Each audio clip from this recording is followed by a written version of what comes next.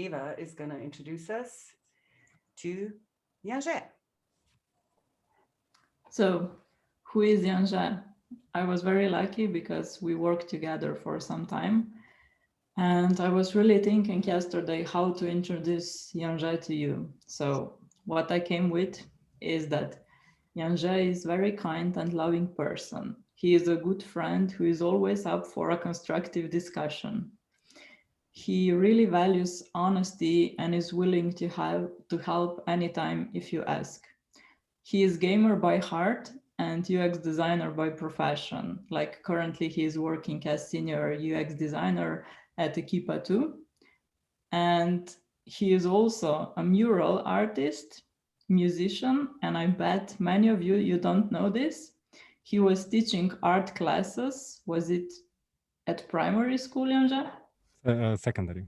Secondary, okay. So he has like a lot of different traits. So Janže, this is your time to take us onto your imaginary world. Thanks, Eva. Yeah, it's so nice always to hear such beautiful things to be said about you. Anyway, I'm gonna present today, take you into my world a little bit, starting with sharing my screen. Oh, no, not this one. Another one. There we go. So, as Eva mentioned, I work as a senior UX designer at Outfit7, which is a subsidiary of Outfit7 Limited. And essentially what we do is we do mobile games. We are mostly famous for the My Talking Tom and Friends brand, which I think that most of the people in Slovenia know. But for those of you who maybe don't know, what we do is this is our webpage. And you can check it out. More importantly, you can check all of our games, which of some I'm gonna present today to some degree. But to be honest, this talk today ain't gonna be really about games or UX that much. Not because UX, it's not super important and we all love it and yada, yada, yada, but because I think that we focus so much on pixel pushing and our craft and so on, and not really a lot on how we actually feel working. Now, what happened to me, partially it was the Corona time, to kind of go look inwards and to try to understand what's happening inside me and how I work under stress and how I work when I'm angry or how I work when I'm sad. But also a month ago or so, I went to Manzanillo, which is in Mexico, looked something like this, and where I actually wasn't really just vacationing, but mostly meditating or doing the system, which I can describe later on if somebody is interested. But essentially, this is a very in-depth self-discovery type of a thing where kind of opened not just my eyes, but also my heart. Coming back, I started to realize that how I feel in certain moment really influences how I work. Now, at some point, this talk or this workshop is going to look like this, maybe a little bit abstract. So if anyone has any questions, just don't hesitate, stop me wherever we are at, and I'll try to elaborate on it a little bit more. Oh, Sasha. Anyway,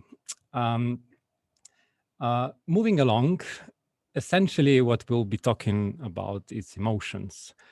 More concretely, I will talk about anger, fear, sadness, and joy, which I think that underneath all of our problems and stress that we experience at work, they're basically anger, fear, and sadness, and the joy we're all familiar with, but yet we'll try to focus at the end on it a little bit also. So how do I want to structure all of this is, for the past few years, actually, I'm writing a journal. It's a working journal. And reading back, I don't often read back, but when I was preparing this, I read back and I kind of found a few situations which are closely connected to these basic emotions. So essentially based on a game and based on what was happening at the time, I'll try to guide you how I went through emotions, what was the result, how I tend to move emotions, and so on and so forth, and essentially how I deal with myself and stress at work. So maybe it's important to know how I'm actually writing this journal, and this is the current week. And I usually I'm writing it in the sense that it's not very technical. For me, it's very emotional. I'm like, I feel like that, and I feel that. You know, when we, for instance, this week we didn't manage to hire a person. I really wanted to hire him, and for like past day, I was really a little bit stressed because of it. We had a soft launch. That's a little bit shameless self-promotion. So for the past year, I was working on a game called My Talking Angela 2. We just soft launched it, and I'll post the link later on in the chat, and you can check it out if you want. We are not going to be talking about it today. But essentially, what really was happening this week behind the scenes after work was me preparing this talk. And for me, it was quite stressful because I'm very used to, you know, speaking about flows and design sprints and yada, yada, yada. But talking about emotions and what's happening, it's really, really personal. And I knew what I wanted to say, but I had no idea how to actually say it. So essentially, Sunday was the worst. I made a small graph here. Sunday was just like everything that anyone was speaking to me. I just got triggered. I just couldn't bear the stress of it. Then I moved the stress, and during the week I was much better. Yesterday, still, it was a little bit edgy, I would say. And then today, I feel that yeah, I kind of got on the right level. I even made, I even found this really nice and fun how I spelled today with an J, not an I. But anyway, of course, I'm not going to take you through the whole journal. It's maybe some of the things are a little bit personal, and it would be just organization nightmare. So I kind of just did some captions from the talk. So essentially, we're going to go through anger, fear, sadness, and joy. And first, starting with an anger. So what happened a few years ago, I started working at Equipa2. And one of the first tasks that I got was to build a prototype for a wardrobe inside My Talking Tom and Friends. And I'm going to show you a game right now, just little, so that you get an idea of what the game actually is. Okay. You can see it right in this small little tiny window. Okay, so essentially we have a few characters. We have Ginger, we have Becca, Angela, and so on. They're cute and little tiny, and they have their own house. They're home alone. They have a bus to take them out into the city. But one of the features I needed to prototype was the wardrobe. Now, wardrobe itself, it was quite challenging because it was something like character customization in our games. It's one of the core pillars of the games. And in this case, we had a very different situation than from what we were building before, in the sense that we had multiple characters. So we needed to solve this issue. We had multiple different dresses that all the characters could equip. So that was another challenge. And we had two different item parts of the wardrobe. So we had this bottom part, and on the top, we had these hats. Now, the UX of it and so on, it's not as important. Oh, an interstitial. Okay, I'm gonna close this down. So this is the UX of the wardrobe wasn't so much of an importance. Maybe Nick is here. Nick designed the feature, and then I got to do the prototype for it. So before everything this was built, this was the prototype I built.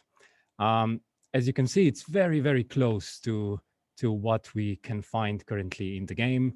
The items switch in the same way. You can purchase different items. You can, a little bit of a glitch, but you can change characters, and you can even de-equip some items and so on. So a prototype like this takes a UX designer to build a few days. So it's a big thing. It's a big undertaking. And what really, really pissed me off at the time was that nobody from the production team actually saw this prototype. essentially what happened was that the game came out and I saw, oh, they did exactly what I intend to do. But when I was talking to a game designer at the time, working on a game, like nobody really saw this before, apart from Nick, who was designing the feature. And what really, really stressed me out was this. This was my calendar at the time. So I had like, sorry, what is it? What is it? Okay, no, that's another example. So yeah, what really pissed me off was that I invest so much hours and time into building this, and then nobody, it kind of, it just got overlooked. Now, coming back to myself, the anger that I felt was, true, but I could do a lot of different things. I could communicate, well, I did this, I could present it better, I could show it to more people. And, taking the responsibility for it was, of course, an important part, but it's not really about that even. I would like to show you another example. So this thing was handled in the way that then for a while, I didn't want to build prototypes no more. And this was the result of my, anger that I stuffed inside me. Now, moving along, another situation happened a bit later on. So this is a screenshot that I took from Slack. So product manager on a game gave me or sent me these specs. And it was a lengthy document, like really a lot to do. I don't know, maybe 10 hours of work estimated. And it came 2 days later. So 2 days past deadline. And at the time, my calendar looked like something like this. So now try to imagine you come, you have a full day and he comes and he's like, okay, these are the specs. You need to do the flow for them. And I'm like, well, man, no way. And as you can see, he posted this at, early in the morning, and I didn't got back for quite some time. And what happened in the meantime is something that I want to show today. So anger, we'll do a small workshop now. Workshop of, for me, anger is it's nothing more than energy. It's just energy that you have to move. Usually what we do is we stuff it, or we just kind of outburst and we are angry to other people, which I don't think it's productive in any way. And more often than not, it's just it just makes us suffer, and we don't want to suffer, right? So essentially, I'm going to show you what I do when I'm super angry. So I take a pillow and I put it somewhere fixed, like in between my legs or something. And then I just go.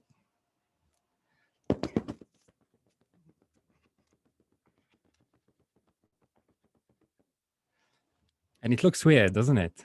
But it feels really good. So right now, we all gonna do this. All right. So if you don't feel comfortable doing this on camera or so, and you can switch your cameras off, but take a pillow, or just stand up and just move a little bit. Okay. So go. Grab a pillow. Come on.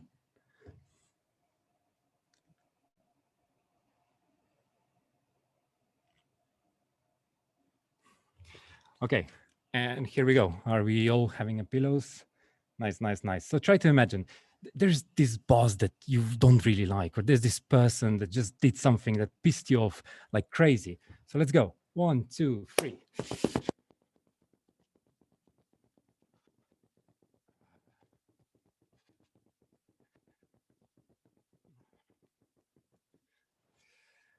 Okay.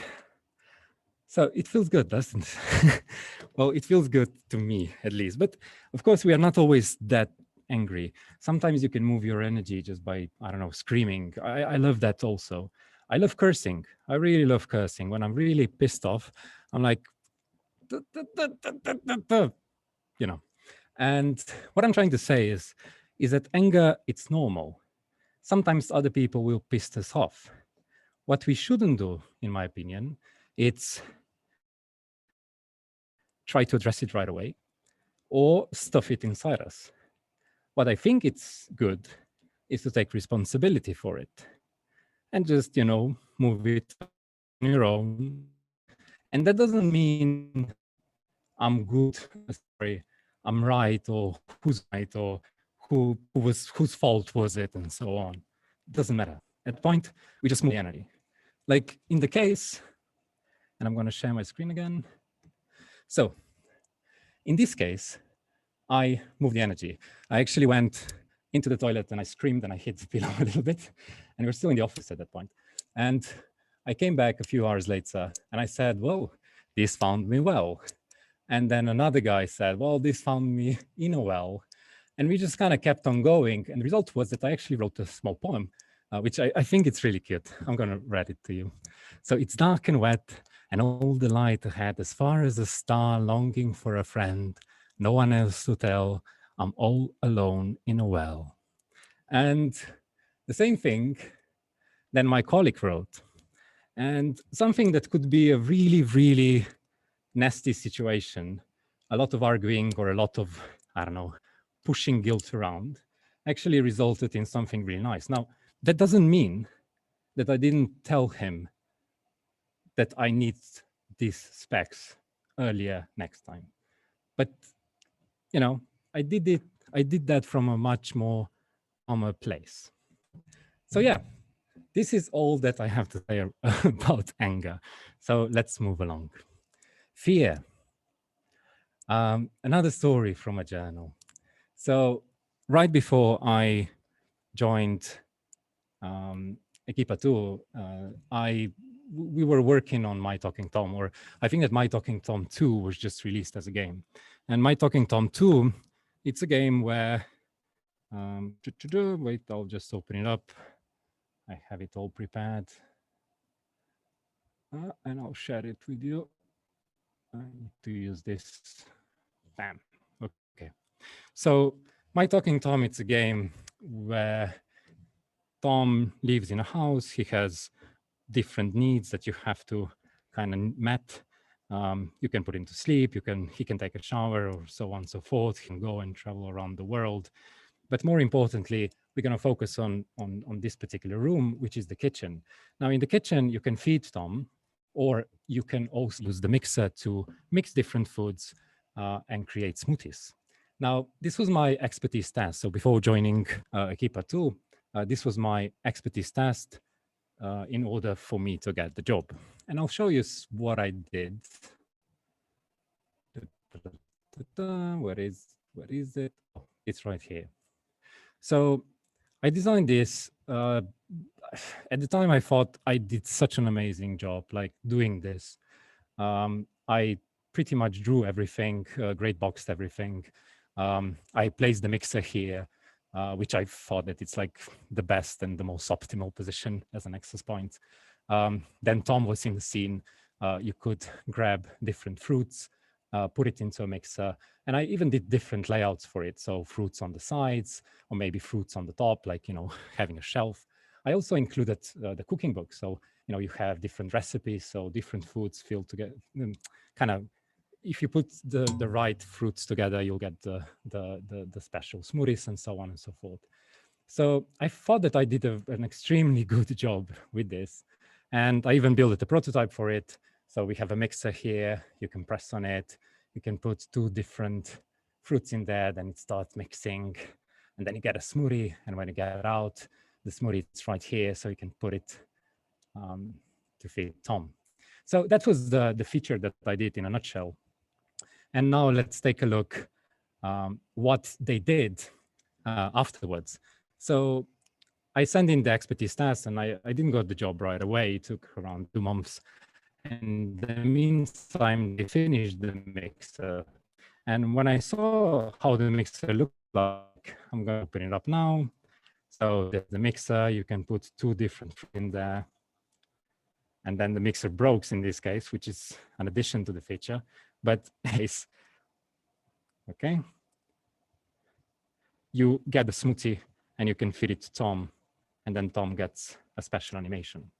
Now, when I saw this, I was just, I felt like what I did wasn't good enough, because the feature, as I saw it right here, it's really polished, works really well. It's very simple. which is very, very good for our target audience. And I was predicting, like what I designed was, from my perspective, way too big of a feature. And then this, when I saw this, it just made way more sense than what I did. Now, at that time, I was super afraid and doubtful, because this was actually, this is one of the flagship games, one of the biggest games that Outfit7 Limited has. And coming to work on this, it's not only a big responsibility, but I really felt a lot of doubt and fear working on it. Now, fear, it's a very elusive emotion. And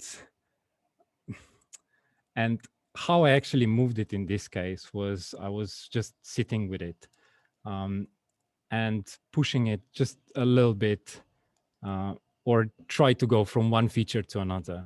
But to be honest, I was feeling like that for almost half a year, not being deservedful in the sense to work on such a big product, on such a big game. And more, I don't know how to say this, but I really felt at the same time excitement to work on something new, and yet fearful. And it was this mix of emotions that really, really, a lot of times produced a lot of stress. So just give me a second. Okay, so let's make a really quick show of hands. And you can use the reactions on the bottom, or you can just turn on your cameras and wave your hand around. So was anyone here felt the same as I did? So very doubtful, or maybe, not competent enough to work on something. Okay. So was anyone ever afraid to show their work to other people? Anyone ever got lost on Behance or ArtStation or Dribbble and just kind of lost all the motivation to work because everyone there are just working so great and they have this amazing work? No? Okay. So anyone thought that he's not good enough for the job at hand? Yeah. What I try to illustrate is that I think that we all have these same fears, like maybe from a different situations, but we all really feel the same fear. Now, the important part, I think, with fear is that every single person feels fear in their bodies a little bit different. So for me, how I feel fear is that I have a knot in my throat and I have heavy shoulders. And that might be different from person to person. But how we move it, it's always the same. You just have to sit with it. You just have to not push through it, but really feel it, taking the time and really, really feel it.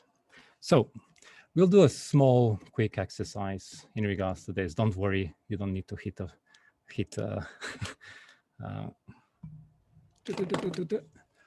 any pillows or anything like that.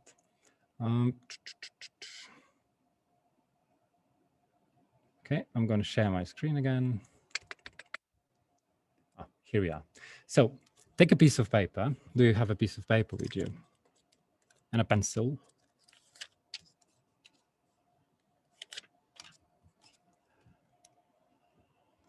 And just divide it in 3 different segments. And the first segment is, what are you afraid of? The second segment, it's like a small step that I will do tomorrow towards that fear. And the third segment should be 1-year plan, or where I will end up at the end. So let's say, as an example, I want the job promotion and I'm afraid to ask my boss for it. A little step would be, well, maybe I'll first tell to my girlfriend or a spouse or anyone, maybe not start with your boss, maybe with someone else, that you want something and express that you want something. And then where do you want to be in a year? Well, I want this position. I don't know. I want to have a team, whatever. So let's take a minute. If something comes right away to you, just put it down. If you don't find anything, maybe slow down a little, close your eyes, and just wait for it to come. So yeah, I'll give you roughly, let's say, 30 seconds.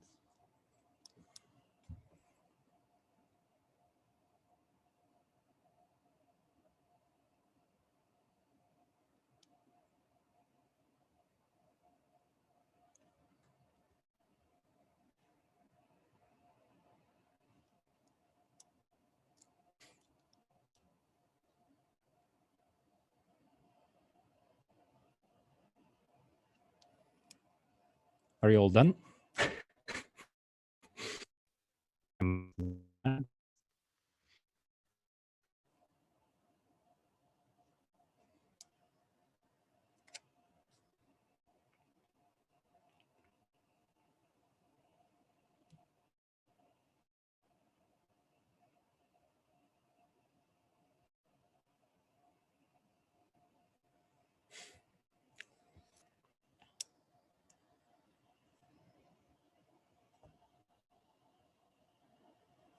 Okay, do anyone wants to share what he put down?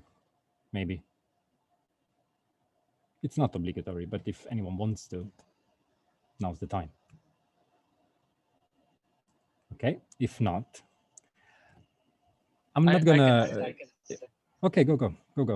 I didn't write anything down, but I had it in my head. It's no piece of paper there. So I had an idea as soon as you started talking about it. So at my job, we started like a section of a team to create games, like hyper casual games. And my biggest fear is that in the time we allocated to it, we don't produce anything that would make it like a permanent section of the company.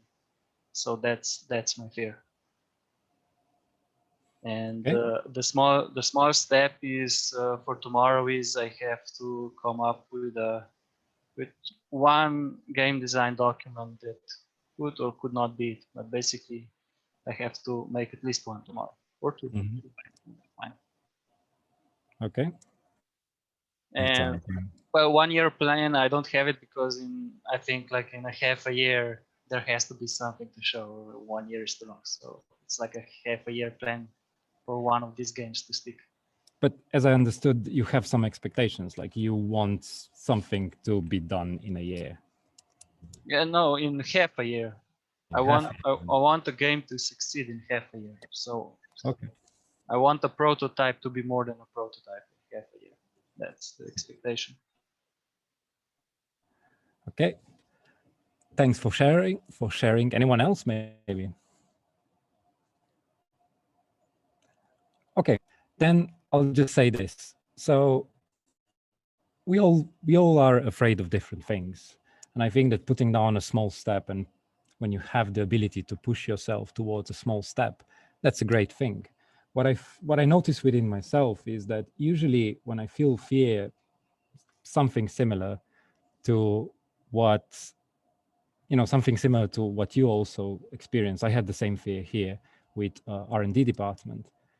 I think that, yeah, when I could push myself to do a small little thing, I did. Now, in the sense of 1 year plan, what I tend to do is just delete it. Not like this, but delete the last column. I think that how you move fear is by trust and having like a big plan and thinking ahead. What usually does to me is just, it discourages me. It takes all the motivation. So I know that we have to plan on company level, on department level, and yada, yada, yada, but to plan your future, I don't think it's really productive, or I try not to as much as possible. Anyway, so yeah, this is it in the sense of fear. Does anyone has any questions or maybe want to add something? Okay, then I will just say one more little thing. Going back a little to what I said at the beginning, that we all feel the same thing. So God of War, it's one of the biggest games of this decade. It's a AAA title. And the game director on a game, Corey Barlog, he made this extensive interview where he basically, for the biggest portion of the interview, he's saying, well, I just keep on doubting myself. Like, I have this idea, I present it to the team, and then I don't go and slip because I don't know if I made the right call or not. So, you know, even a guy like this with like gazillion experience, he still has a lot of fear and doubt. So for anyone who's interested, I'll post this into the chat when I figure out how. Ah, here it is. Okay. And you can look it up there. I wanted to show it, but the Zoom and videos, they don't really go together well. Okay. Let's move along to sadness. So sadness for me, it can be a really beautiful emotion, especially when I just allow it, when I just cry, when I don't fight with it or try to stuff it down or anything. And I found an example in my journal. So before joining Equipa2, I found this game, and this is such a beautiful game. It's a story-driven interactive story. Interactive story. A game that is story-driven. Such a romantic little thing, and so on. So, and what it also is that it's very simple in the sense of production. And at the time, I had all the ability to do something similar. So I decided, okay, I'm going to try to do something, mostly because I want to learn how to, you know, do games. And this seemed like a very sensible start. So I'll show you what I did like my game wasn't called Florence, it was called Piper. I did all the illustration for it and everything. I did the whole story, the whole script was there. Piper was, she has a girlfriend that she meets in the city, but there's also a guy that, you know, tried to take her out, and then she's, you know, she doesn't really know what she has to do. So a very modern story in that sense. And how it plays actually is, I made a really quick prototype for it. So how it plays is that you have a small little mini games that you're gonna go through. So a new life started in the morning. Piper is laying down. He's just waking up, and then the alarm goes off, and she snoozes it again, like we usually do, right? And then you snooze it again, because this is also what we usually do. And of course, you can just say, okay, I'm going to stop and wake up at 7:12. And then I go through a lot of small interactive little things. Now, this is a small white box prototype. Would be clothing items for Piper, and you would just put those clothing items onto her. And then there's 7:23, and there's Nick who's calling her, and you pick up and you start a conversation with him, and yada, yada, yada. So this is how the beginning of the first chapter starts. And this is how you kind of go through the whole story. Now, we are talking about sadness, right? You might think, well, you were kind of going fine. You were on a roll, like, you know, you could do pretty much everything what you had. Why did you stop? And I did stop at that point. And there were two things that, again, drove me to stop. So one was that Florence was made by a game designer that also did Monument Valley, a very successful game, a premium game, which I also love. And he gave an interview one day, which I read. And in that interview, he said, well, you know, this type of games, they're not successful on mobile. And that really discouraged me, because at that time I was really questioning, well, if I like this type of games and, you know, the ROI on those games, it's so low, you know, who am I as a designer? Who am I as a product designer, you know, not understanding this?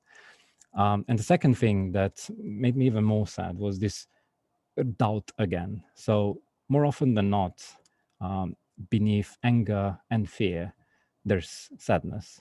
And in this case, I just didn't felt I could make this. The scope seems too big. I didn't know how to actually do sound design. So that discouraged me in a great way. And I just didn't felt like I can do it, despite the fact that now looking back, I had really all the tools. Now, I'm not saying again that I judge this sadness or that I want to change anything. You know, this happened and so on. What I'm trying to say is that sadness, it's normal. You know, sometimes we feel it. Sometimes it stopped us from doing something. What I'm trying to say is that I really think we should be more careful about it, and we should take time with it. So essentially, how to get out of sadness? Well, I think that you have to cry if you can cry. But I'll do a quick exercise with you. So I'll stop sharing the screen right now. Since this is a very personal thing, try to find something that is really close to you that you did, like some work that you did, maybe an illustration, maybe an app, just open it up. Maybe it's already a live app that you have on the phone. Maybe it's just one photo that you took, I don't know, in the park of beautiful spring flowers that we have already, or anything. So just take a look at it.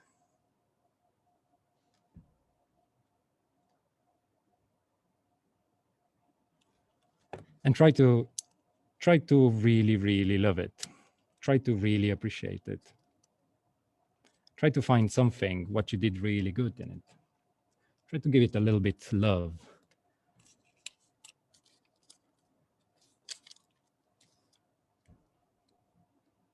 And if you can't find anything good in it, just close your eyes a little bit, calm down, and then look at it again.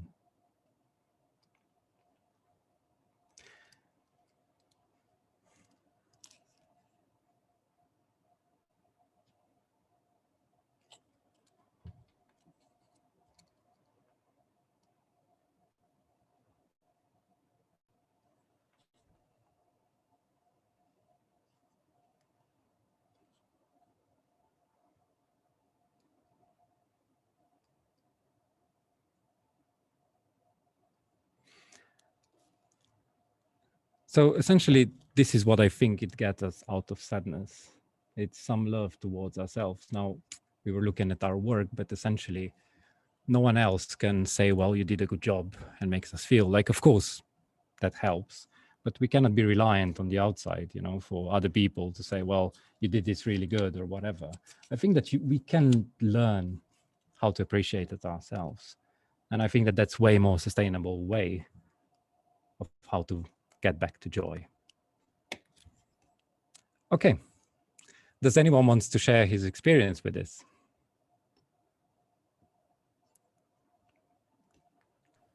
I think it's just nice to take a moment and take a look at what you've done and appreciate it, because I think we're really well trained to find the mistakes and what could be improved.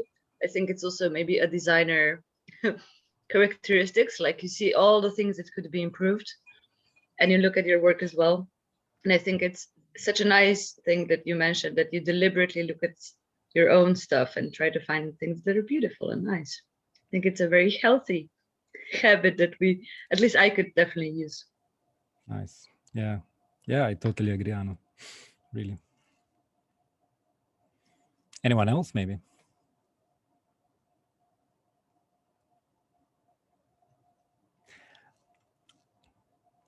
Okay, then we'll move along. So I had an exercise which I wanted to actually do at the beginning, but then I forgot. So we're gonna do it now. Just, I need to find it. Give me a second or two. Where is Miro? Okay, here it is. So I'll share this with you. You can find a link on Zoom right now in the chat. Oh no, Eva posted something, so now I need to change to everyone. Okay, yeah, here we go. So you can just click on a link. It will take you to the Miro board. You don't need anything, no sign up, no nothing. You're just in. Okay, so don't move my board. Don't move my board. Okay. Okay, so we have 4 columns, which is today I was angry at work. Today I felt fear at work. Today something made me sad at work. And today I feel joyful working. So what I want you to do is that you take a post-it here on the left side. You can see I color code them. You know, it would be nice to put the red ones in the red ones and the black ones in the gray one and the blue one in the blue one and the yellow one into the yellow one. But essentially just think back a little and just try to, and just put them in. Like if you felt angry today, just put a post-it in there. If you felt sad today, maybe just for a little bit, you can put a post-it in there, and so on.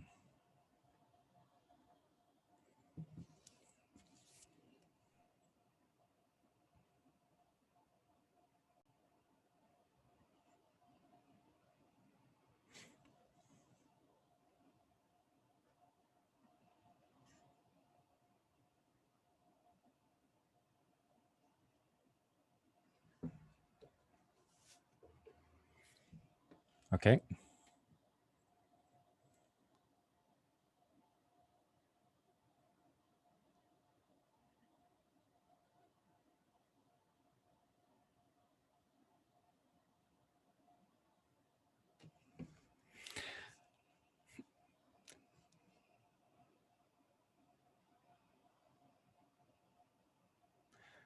Okay, I think we're all done.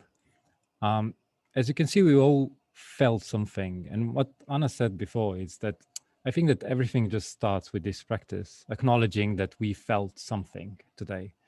And then, of course, the movement comes, and then, you know, we can move past it and so on. But it really starts here. And I think that we just don't take time.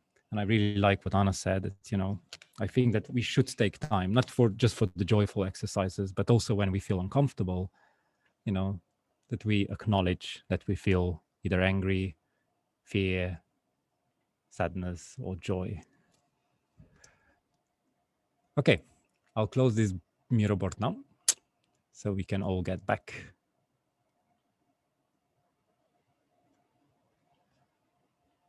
So yeah, as the last emotion, and as important as any other, it's joy. So I would just like to share with you something that brings a lot of joy to me lately, work-related at least. And that is, I really like, does anyone know what this is? Anyone know Studio Ghibli's? So they're making these beautiful films. They use. You're not sharing anything, Janže. Okay, that's a really good. Thank you. Okay, so anyone knows what this is?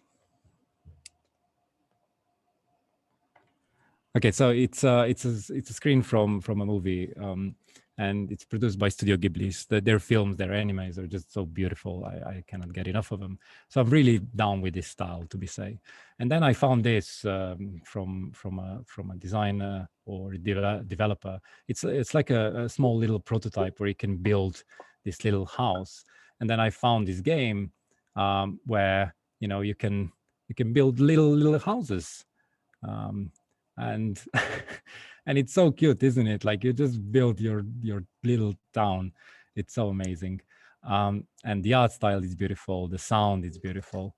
How everything works, I just found it so interesting. And then Max, who's actually here, showed me this game, which is Talk Nature. And essentially what you do is you just kind of go around ecosystems and you build ecosystem actually, and then animals populate this little world.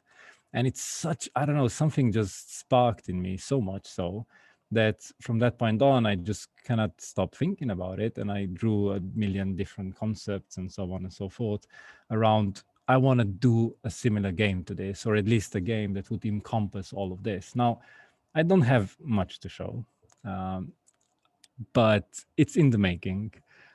It's gonna be nice. And it's not really important what the game at the end will be.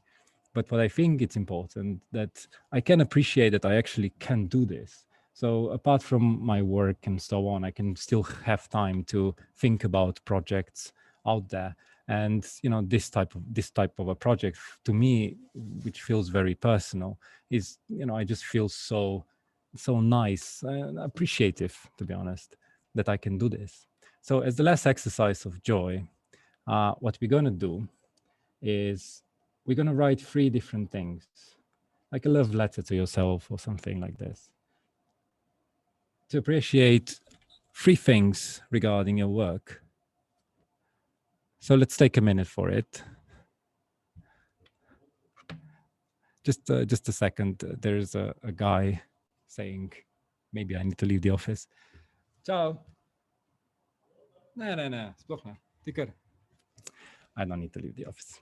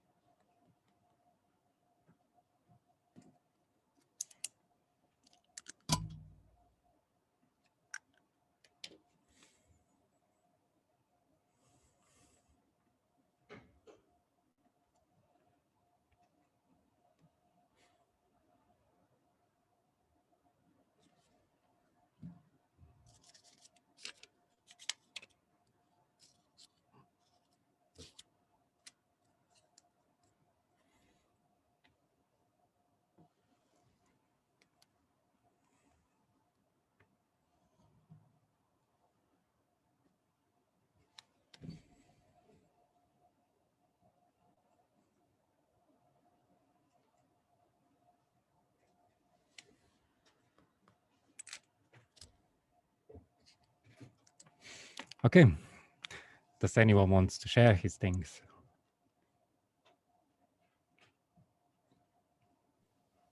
I'll go. Go. Right.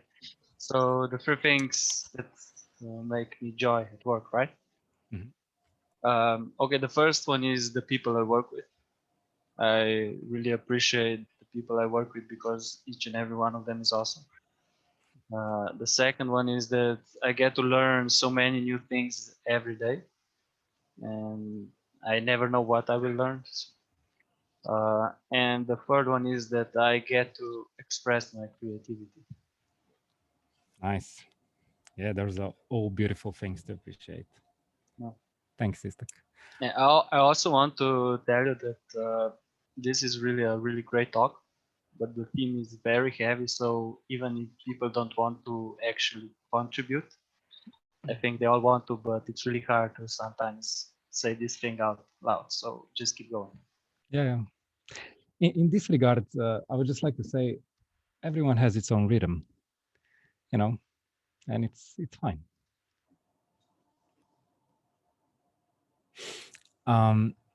Anyone else, maybe? I can do it. Okay. So the 3 things I appreciate regarding my work. So I would say that I'm always up for a challenge. So I really appreciate that because I'm ready to crack any problem. And I don't like boring stuff. I'm very detail oriented, so this can be exhausting sometimes, even for me, but I try to appreciate that. And I really love teamwork. And so like the people around me are very important to me. So that's it. Nice. Thanks, Eva. No problem. Thanks for sharing. Anyone else, maybe?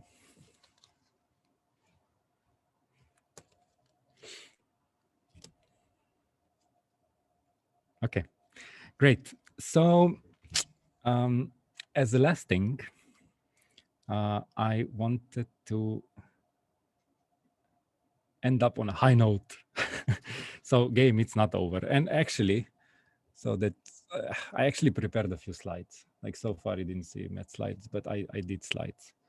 So as a last thought, what I want to say is that emotions are completely normal, really. Oh yeah, no, completely forgot to say a very important thing. So, Google Pictures, I want to do a Google Pictures video, but then I thought, well, maybe I could ask a few friends from ArtStation if they can provide some game art. So essentially, I'll be reading the text and then we'll see some game art. That's the idea. Anyway, so emotions are normal. They're a compass, which sometimes they give us directions to follow, and sometimes they guide us, or most of the times they guide us home. And if we don't fight them, and if we move them, then we end up being super joyful before the next big thing comes and we get afraid or angry or whatever. And I think that's going through all of this. It's not joy, you know, it's not about being happy all the time. I think this is what enjoy your creation means, that whatever you create, every situation being stressful or not or whatever, try to experience it as much as possible, because this is what life is, isn't it? Even the professional side of things. So yeah, this is all I had to say. Or maybe one more thing. So I was really, no, not this screen. I would like to show you the meeting notes. Where are they? Okay, here.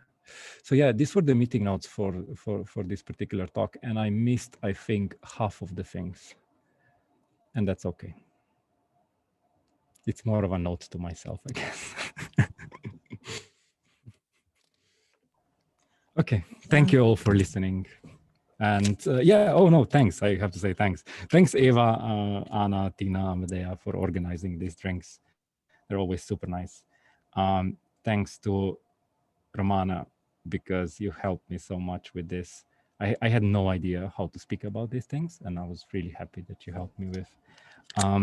Thanks to all the colleagues at Outfit7 group, because they kind of reviewed the whole thing and they gave me some pointers of what they want to hear and so on. Thanks also to a fellow designer, Vida, because she's speaking a lot about how she feels and so on and so forth, also regarding work. And I find it really inspiring also for myself to speak about these things. So this is all. I hope you enjoyed. And yeah, that's it. But we're not like finishing yet. So Janže promised us like we will take 3 questions and he will answer now. And yes. then we have like the backstage event when we can talk freely. So Janže will be able to answer more questions. So the first 3, if anyone has a question, just like raise your hand or write it down or just speak.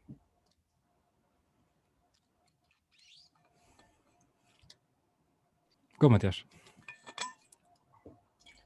So how did you go into games? What made you decide to go that way from I guess classical UX somewhere else and then into this? I think that UX for in gaming and UX for digital products, it's a very different thing. And what I love about games is that they have this component also of, you know, story and component of a lot of emotional connection to characters and so on. So that kind of drove me, because I am a gamer, but I don't really play in games no more. What I love create worlds. And, you know, for me, UX was just the gateway to be doing this. It wasn't even so much about UX per se. Like, if I would be a better developer, I guess, you know, I would be developing. At the end, this is also something we talk often with Romana about, and she's here, is that at the end of the day, you know, we are so, we identify with what we do so much. And lately I start to realize that it's not really important what you do. Like, if you do something with love, you could be doing pretty much everything. But yeah, to answer your question, it was just something that my heart wanted, and I went with it. But it took me a while. Like, gaming industry, it's a tough industry to get in. But on that note, We are searching for a senior designer in Barcelona still, because we didn't got the guy. Yeah, and if you want to apply, please contact me. I wish I was more senior, but yeah, thanks. Well, yeah, to be honest, it depends. Like, do send your CV in at least. Like, even if you're not super senior, because if we are not gonna find someone senior, we'll take someone who's maybe mid or maybe starting out. We don't know yet, but yeah, like if you want to, I think that the first step is just yeah, you speak up, now send the CV step by step. Sounds simple. Yeah. Thanks, Janže. No problem. So I have a question. Go ahead. All right. So I'm curious, what do you think is the difference, or what is the difference in your company between a game designer and a UX designer? So throughout the whole outfit, there is the core team, we call it the PUG team. And the PUG team, it's responsible for all the specs. So this is the team who is like hold ownership over. Oh, thanks for posting it, Max, the job position. So yeah, there is a PUG team, and the PUG team is composed out of 3 people: product manager, UX designer, and a game designer. And inside that, we have very like strict responsibilities. So usually a game designer is responsible for the game mechanics, for how emotionally a player will react to something. He's responsible to kind of pinch in that ideas for what the interaction should be, and so on and so forth. The product manager is the one who says, well, we need that big of a feature, or we need this type of a feature, or we need a feature to address this type of this type of audience. As a UX designer, usually when those 2 things are set, you are responsible to make flows out of them, to make interactions out of them, prototypes, and so on and so forth. So you are a bridge between, a game designer and product manager's ideas, and then the rest of the development team. Now, of course, depends on, there's many PUG teams in Equipa2. And the thing is that those different teams, they work in a different way because the dynamics between people are different, right? So for instance, I am in multiple PUG teams. One of them is with Max, that is also here. With Max, we work like, I think that we know which responsibilities are and who is responsible to deliver something. But essentially I don't know, he would address some UX issues if he has the idea how to solve them. Or, I have the tendency to go into product and game design often. So, I present ideas that maybe I want to see as a feature in a game and so on. So I would say that in terms of delivery, we have a very strict rules, but in terms of how we work creatively, the lines are very blurred between a game designer and a UX designer working in gaming. Let me finish with maybe one last thing. I think that as a UX designer in gaming, it's really good. It's not obligatory, I wouldn't say, but it's really good if you have some, let's say, at least fast drawing skills, so that you can do maybe some concept art even. I think it's good to understand product, and I think it's really good that you understand also game design. So, and I also saw especially now people applying, there's a lot of game designers applying for UX, and there's a lot of UX designers applying for the game design positions. And Max being here, Max also knows how to draw flows, right? And he does, maybe not complete flows, but he does, small screens and yada, yada, yada. So I think that, yeah, the lines are much more blurred than we want them to be, I guess. All right, thanks. Okay, we have time for one more question, if anyone has one.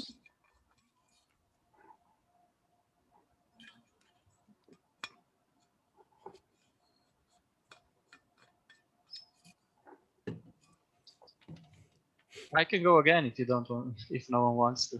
Go, let's go. I have more. So what's the best, let's say, feature, or what are you most proud of in a game you created? I don't know. Pride is such a silly thing. I don't know. I try to avoid pride. They're just my favorite features in games are usually the ones that I'm working on currently. You know, present moment, yada yada yada. But there are some features that I have, that I have in a good memory. So, for instance, this mixer one would be one, and I was stressed, angry. It wasn't joyful at all designing this feature, but it gave me a lot. Like I grew a lot while designing that. Essentially, from Outfit7's group portfolio of games, the one that I think there's no best game, in my opinion, but I really like the games that I worked on. I guess it goes again with, they taught me a lot and yada, yada, yada. If you're asking me if I play our games, I do sometimes, but not for myself. In general, I would say that I just try to enjoy what I did as much as possible when I'm doing it.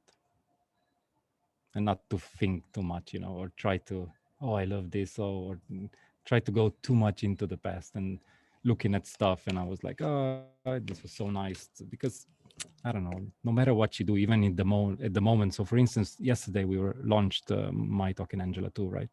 And it was a big undertaking. It's a big game. There's like maybe 50 to 100 people that work on it. And I felt really, really joyful before launch, and yet a little bit stressed also, because now we're waiting for data and we'll see how it performs and yada, yada, yada. But I try to keep a calm mind. So whatever stress comes, I try to move it and then enjoy the next thing that comes. I don't know. Did this answer your question? Yes, and much more. Okay, I'm happy. So anyone else, maybe? I have a question, maybe. Go there. What about frustration, or like how you don't get like enough of this cat? Like I can't see this cat anymore because it's always the cat. So yeah, do you mean in regards to our IP, intellectual property? So in regards to, yeah. So it's always the same thing, It's not like, okay, I have enough of the cat, I want to work on something completely different. So at the beginning, yeah, no problem. Thanks for the question, because I found really relevant for myself. So when I joined the GIPA 2, I had this problem that I didn't really felt strong connection to the IP. So, the little kittens, and I'm doing this now for our games, they have mixed audiences. But I was like, I would never get into the IP. How could I love these characters? They're so childish and so on. But then when you start working on the products, I don't know, I would say that GIPA 2, the level of professionalism in the sense of UX and the data and all the play tests, and we do so much play testing. I never did so much play testing. Just the sheer level of this helped me to get more into the IP itself. And after a while, you start to see the love that people here put into these characters. You start to appreciate the work that it's behind this, because all of these games before me before I was working here, I was like, oh, these are very simple games. And then you see that there's a lot of complexity behind it, and you start loving this. So this is how I fell in love into the IP. And for me, I don't come here and trouble myself with this. It doesn't, the stress maybe at the beginning turned into love now. So I do enjoy, and I feel really happy working here. And then there are people, and then there's company, which is super amazing employer, yada, yada, yada, all that things. But yeah, this is in regards to the IP. Thank you. Yeah, no problem. Thanks for the question.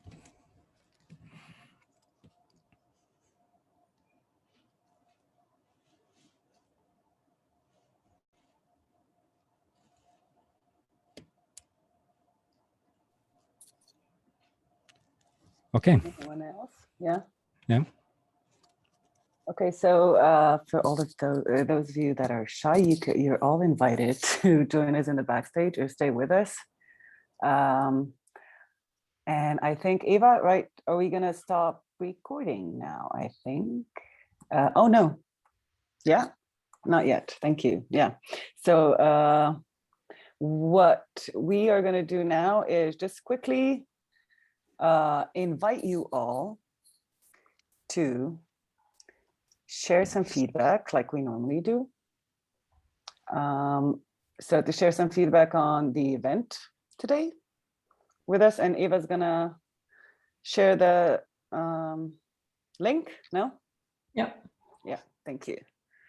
And we would like to invite everybody to take a few seconds to fill out this survey. This really helps us improve on our events and get ideas for future ones. Quickly, what is coming up till the end of this season that ends in June this year. In April, we will host guests from the 3FS, which a lot of you have probably heard of before. So there will be a talk with them on, I forget, was it a testing, usability testing? Somebody help me. It was about, it was not user testing, but it's something really, really cool because it's free of us. So just be there. Okay. So which is what you'll find out is that sometimes we end up brushing off the details on what the talk is going to be about last minute, right? So then in May, we're going to host Alem Falic that will share something about business design. We're still also talking about what the talk specifically is going to be about.